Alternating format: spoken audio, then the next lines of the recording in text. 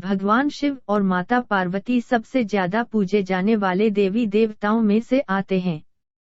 माना जाता है, माता पार्वती ने अनेकों कष्ट सहते हुए जन्मों तक कठोर तपस्या करके भगवान शिव को पति के रूप में पाया था।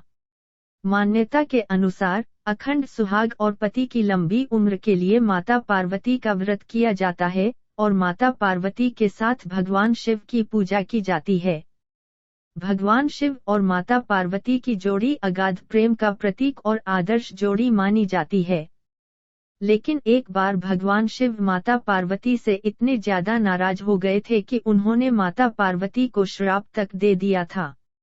आइए जानते हैं, ये पौराणिक कथा माता पार्वती ने 108 जन्मों की घोर तपस्या के बाद भगवान शिव को पति के रूप में पाया था।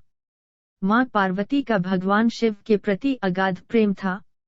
एक आदर्श पत्नी की तरह मां पार्वती भगवान शिव की सभी बातों का पालन करती थी और जब भगवान शिव कुछ बोला करते थे तो उसको पूरे ध्यान से सुनती थीं।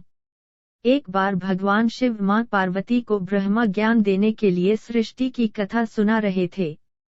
कथा सुनते सुनते मां पार्वती किन्हीं दूसरे विचारों में खो गई।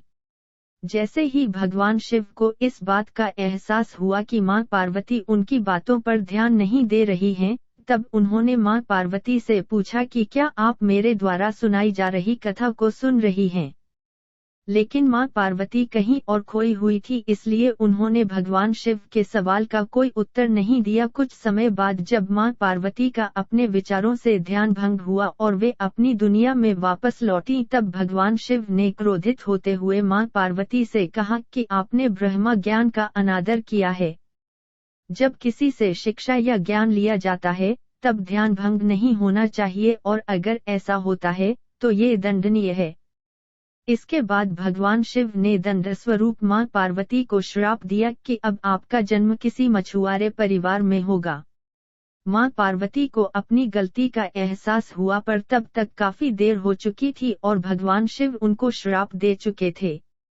अब दुख में डूबी हुई मां पार्वती मछुआरों के एक गांव में पहुंची। इस गांव के मुखिया की कोई संतान नहीं थी। एक दिन वो मछली पकड़ने के लिए तालाब जा रहा था, तब उसको रास्ते में एक पेड़ के नीचे एक कन्या बैठी हुई मिली जो कि वास्तव में कन्या के रूप में मां पार्वती थी। वह नन्ही कन्या पूरी तरह से वहां अकेली थी, उसके साथ कोई भी नहीं था।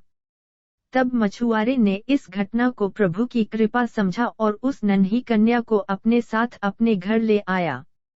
मां पार्वती उसी घर में कन्या के रूप में रहने लगीं। इस तरह मां पार्वती को अपना एक जन्म भगवान शिव के श्राप के कारण